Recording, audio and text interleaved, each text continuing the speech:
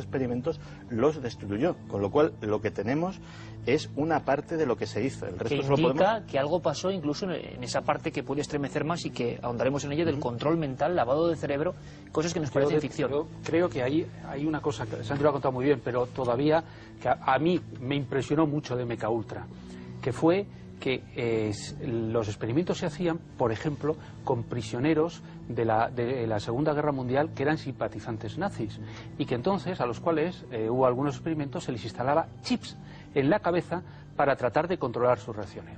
Cuando veían que las reacciones no se producían, los mataban. Es decir, el efecto era dramático de los dolores que tenían, pero los mataban a todos. Y la mayor parte de los civiles en los cuales se hicieron esos experimentos tuvieron el mismo final, fueron asesinados. Es decir, todo aquel drama tan tremendo acabó con decenas y decenas de personas muertas en Europa, que se produjeron muchos de los y en Estados Unidos, ¿no? Así que las consecuencias fueron dramáticas. Y en propios miembros de la CIA. ¿Tú conoces bien? Sí, sí. Y contaron el caso de Frank Olson, ¿no? Sí, sí. Yo vamos, para el libro conseguí hablar con Eric Olson, que es el hijo de Frank Olson, que es... este hombre era un comandante que pertenecía a la división de temas químicos, de guerra química del ejército americano, y trabajaba en el equipo de Sidney Gottlieb, el director del departamento técnico de la CIA, que es el que dirigió el cabeza pensante de todo lo que fue el programa MK Ultra. Y bueno, probaron una sustancia de un potencial de LSD y se lo dieron en una bebida a Frank Olson. Este hombre sufrió muchísimas depresiones y misteriosamente, pues 15 días después de suministrar la sustancia, se tira desde una 10ª planta de un hotel de Nueva York. Hay una investigación, además todo esto que te relato, parte me lo ha contado Eric Olson, su hijo, luego te explico por qué, porque la familia incluso demandó públicamente a la CIA, hay una demanda que además me mandó el documento de la demanda, y parte, hubo una investigación policial del Departamento de Homicidios, del Departamento de Policía de Nueva York, donde, claro, le sorprendía mucho que cuando en la ventana desde donde él se tira de un hotel de Manhattan están marcadas las uñas en el marco de la ventana. Entonces dice que claro, que una persona que se va a suicidar, que es muy extraño que se quiera agarrar a la ventana. Y claro, todo esto quedó, digamos, de cierta forma escondido en los archivos de la CIA hasta que se ha desclasificado Joyas de Familia y se abrió. Eso sería una joya de familia. Gustavo, eso es una de las joyas de familia. Una cosa importante, antes estábamos hablando, antes de comenzar esta emisión, y comentabas una cosa interesantísima. Me decías, no tiene nada que ver la CIA de los últimos 20 años con la que había antes. Incluso los últimos 30. Yo creo que hay que clasificar los últimos 30 años en diferentes fases. Los últimos 10 años de Guerra Fría, 79-89, los 10 siguientes años de la Guerra Fría, 89-99, y los siguientes 10 años. Vamos a ver. Todas las democracias del mundo tienen servicios de inteligencia y son servicios imprescindibles para la defensa de los intereses del país y deben convertirse, idealmente, en un instrumento más de la defensa de los derechos y libertades fundamentales. Eso es lo que tiene que ser un servicio de inteligencia, como lo son la policía, la Guardia Civil en España, las fuerzas de seguridad, etc. En segundo lugar, es decir, es evidente que estábamos en ese momento en la Tercera Guerra Mundial. La Tercera Guerra Mundial era la Guerra Fría y, por lo tanto, estábamos no solamente con conflictos interpuestos donde ambos grandes bloques y sus servicios de inteligencia aliados y enemigos estaban siempre metiéndose todo lo que podían porque era absolutamente imprescindible.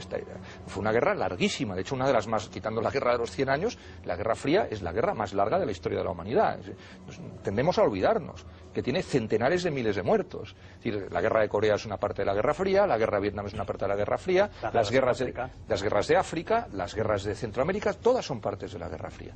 Algunos golpes de Estado que ya se han desclasificado, se sabe que obviamente estaban allí manos oscuras de un lado y del otro. Sí, sí. Pero claro, es decir, justamente como la CIA forma parte de una democracia que desclasifica los papeles y que tiene una obligación de transparencia y que al cabo de un tiempo se acaba sabiendo prácticamente todo, eso no ocurre del otro lado.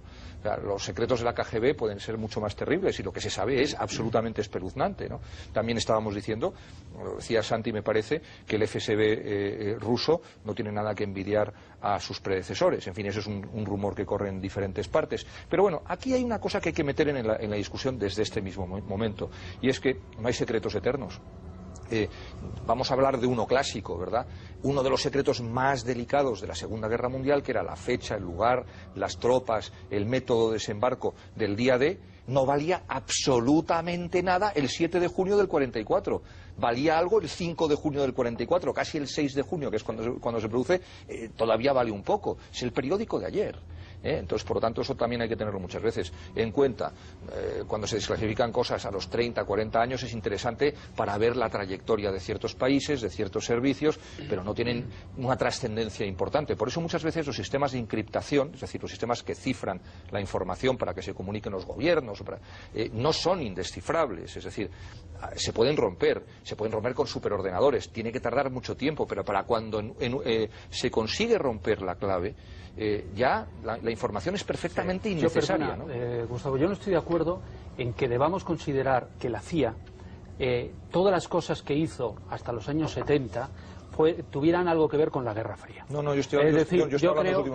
Yo creo que todo lo que hizo en Chile, apoyar los golpes de Estado, de dictadores... Yo no he hablado de antes, ¿eh? Sí. No, yo no he hablado de antes. No, perdona. Todos los golpes de Estado que se produjeron allí. La CIA... En España, cuando llegó la democracia en España, la CIA, ¿cómo se comportó? Ellos creían que España era su territorio, que podían hacer lo que les dieran la gana. En el 73, un barrido cuando el rey era príncipe, descubrió en el Palacio de la Zarzuela micrófonos ocultos instalados por la CIA. En los años 80, ya con el gobierno socialista en España, descubrieron que a la CIA, una de las cosas a las que estaba dedicando mayor esfuerzo era a investigar la vida privada del vicepresidente del gobierno, Alfonso Guerra. Por cierto, por primera vez en los años 80, después de este conocimiento, el gobierno decidió echar a todos los agentes conocidos en la estación de la CIA. La CIA, sistemáticamente, como... Es verdad, otros servicios secretos también, pero la CIA especialmente se ha dedicado a violar todas las normas y a actuar siempre más allá de la ley. Que me permitas un paréntesis, es decir, para que no vaya a quedar aquí ante la audiencia que yo estaba defendiendo lo que hacían antes. Yo hablé de 3 etapas de los últimos 30 años, no estoy hablando antes del 79. Es decir, creo que hay una evolución muy clara, desde la OSS, que es el servicio de inteligencia que se crea esto durante la Segunda Guerra Mundial, que es el precedente de la CIA, como tú muy bien sabes, la Oficina de Servicios Estratégicos, y después su sucesor, que es la CIA, a partir del año 45. Entre el 45 y el 79 es una CIA, del 79 al 89 es otra, del 89 al 99 es otra, y del 99 hasta nuestros días es otra. Eso yo creo que la CIA yo creo que la CIA yo creo que la CIA tampoco ha cambiado tanto, es decir, puede haber cambiado también en parte. Ha evolucionado, pero... Ha evolucionado, yo creo que sigue haciendo las mismas cosas que hacía antes, lo que pasa ahora a lo mejor con más medios. Yo creo también que ha tenido una etapa... ¿Es el servicio de inteligencia con más medios del mundo, Eric? Sí, yo creo que sí. ¿En dinero? En dinero, efectivamente, de forma efectiva... El más poderoso del mundo en medios y en dinero es la NSA.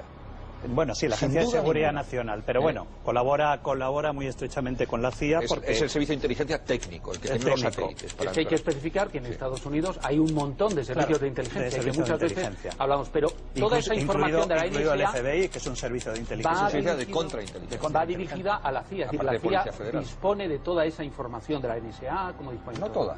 No la comparten toda. Sí, pero lo que yo sí que quiero decir es que la CIA, también gracias a ellos, que desclasifica muchísimos documentos, y sí que te das cuenta que entre el año 45, efectivamente, históricamente puede haber etapas, es decir, capítulos como los que cita Gustavo.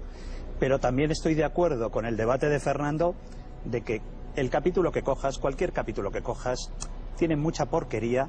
Es decir, no nos tenemos que ir muy allá, no nos tenemos que ir 30 años atrás. Los vuelos de la CIA, las prisiones clandestinas son de ahora, o sea, son de hace pocos años. Déjame decir una cosa, Eric, para que la gente se haga un poco una idea de hasta qué punto hubo operaciones aberrantes que, yo vuelvo a repetir en este caso, que imaginemos lo que hay en otros servicios de inteligencia, ¿no? Mucho más herméticos. Pero lo que sabemos es que, por ejemplo, algunas personas, digamos esto como joya un poco macabra, ¿no? Hubo lavados de cerebro en ese proceso, el asunto del control mental era muy interesante en ese momento de la Guerra Fría. Hay una historia de un doctor que, en fin, es que yo creo que no se la van a creer y aparece. La historia de un doctor, Cameron. Hay un personaje efectivamente siniestro que es un doctor canadiense, el doctor Ewan Cameron, porque cuando empieza a haber cierto revuelo con el tema de MKUltra, no llega a ser público evidentemente, pero sí que en las esferas del poder empieza a decir, bueno, esta gente que está haciendo, trasladan buena parte del proyecto a Canadá. Siguen haciendo lo mismo, pero ya no en territorio estadounidense, con lo cual en la frontera. Ewan Cameron era un psiquiatra canadiense que había tenido contactos con la comunidad de inteligencia norteamericana durante mucho tiempo. De hecho, curiosamente, y se verá el contrasentido cuando veamos lo que hizo, formó parte de los tribunales de los juicios de Nuremberg. Es carambolas de la historia. Sí, es una carambola, y algo debió aprender por lo que hizo después. Y él empezó a trabajar en el proyecto de MKUltra. Y de hecho se puede encontrar en internet la información, porque hay